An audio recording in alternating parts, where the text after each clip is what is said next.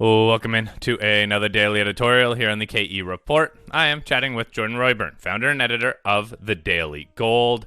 Now, Jordan, this has been just a crazy month for a wide range of markets, and that also includes the precious metals. One thing that you and I have been talking about, and one thing that you were outlining throughout this month, is that at one point the precious metals were looking like they were going to break out. They did not fully break out. Gold touched that 1700 level and then broke down. So you could argue that was a false breakout. But then it also broke down so quickly that people are getting worried that we were going to see a flat out breakdown. And quite frankly, that turned out to be a false breakdown. So when you have these type of extremes in a month, how do you view a sector like the precious metals?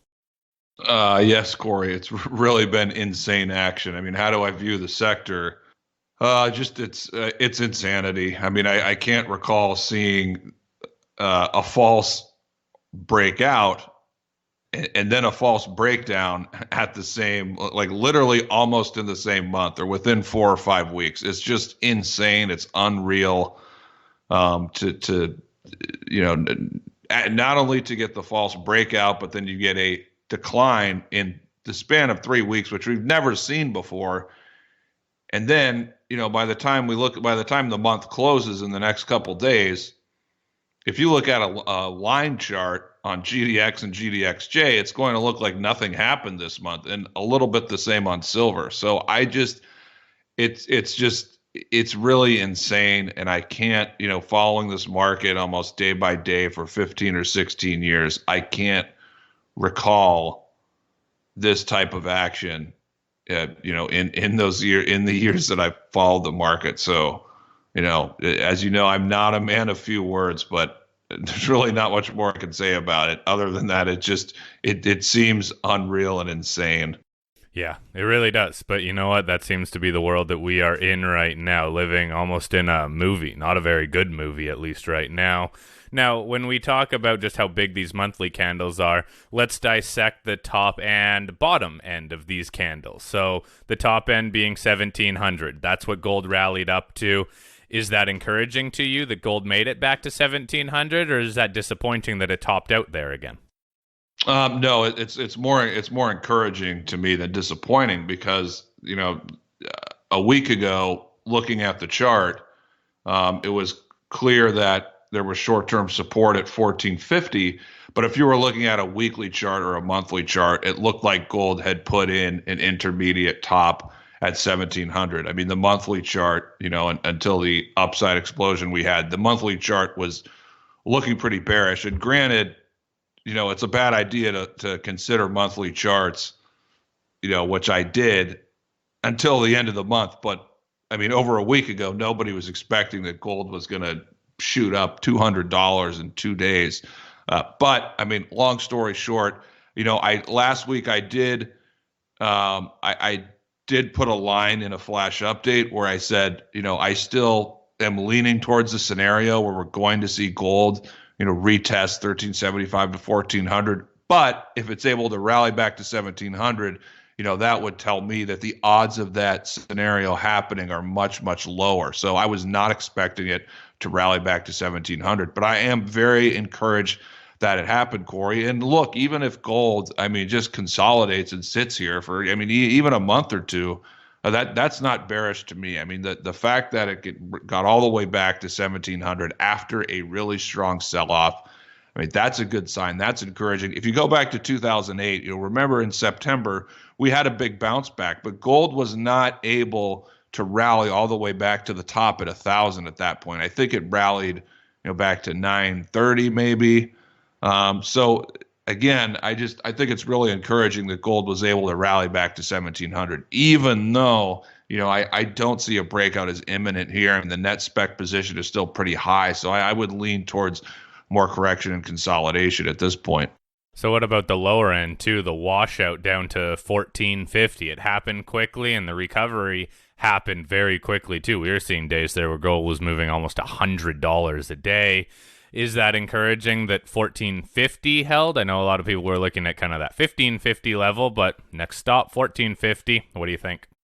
I think it is encouraging because, I mean, taking a look at the weekly chart or any chart really, I mean, you have such a strong rebound off that level that it would really take a lot for gold to lose that support. And so it just, the way the market has really exploded off of that support, it just really solidifies that support.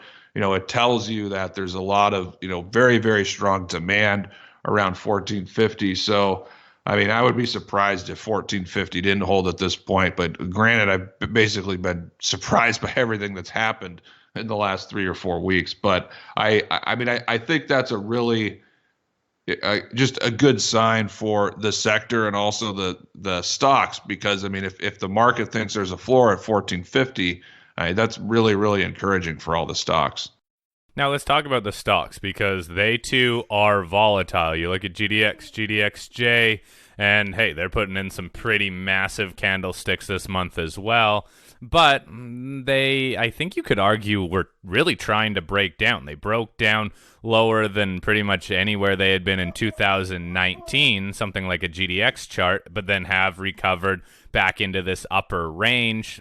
They still haven't broken out to the upside, though. So where are you standing on a bullish, bearish, neutral argument on the stocks?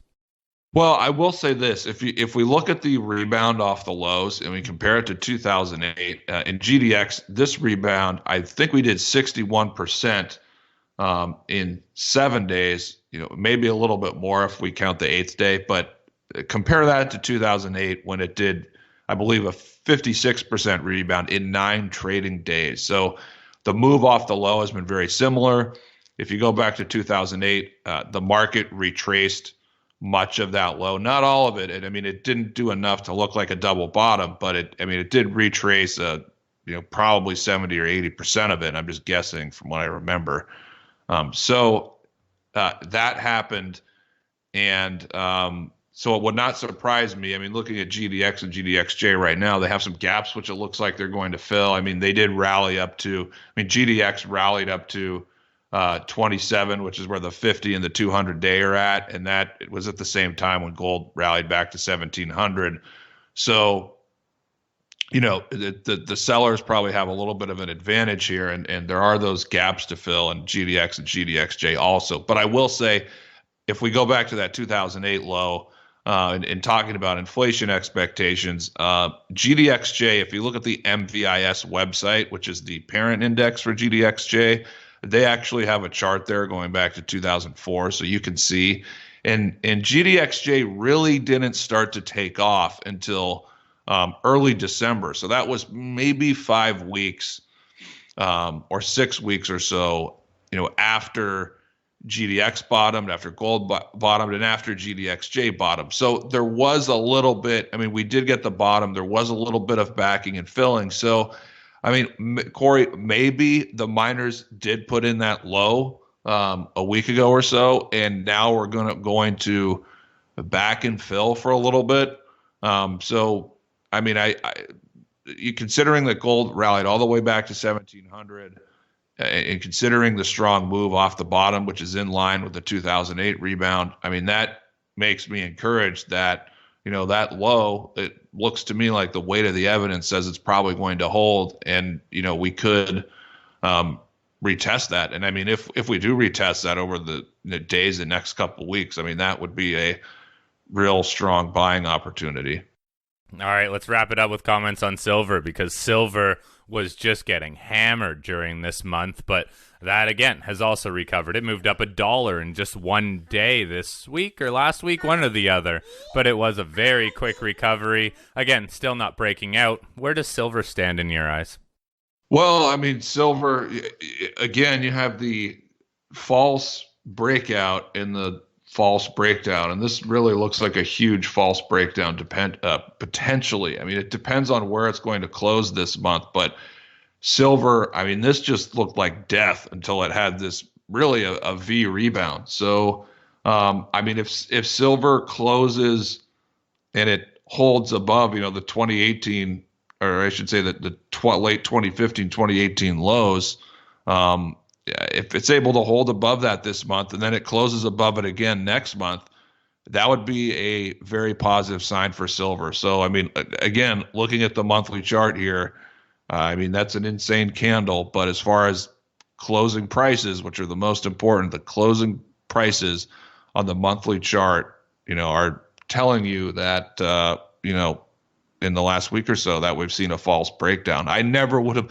Corey, I never would have expected after the clear breakdown in silver in the last couple of weeks. I never would have expected it to completely reverse its course, and now, it basically went from a bull trap to trapping the bears in the last week or so. It's just it's amazing how it just completely turned around and negated this breakdown.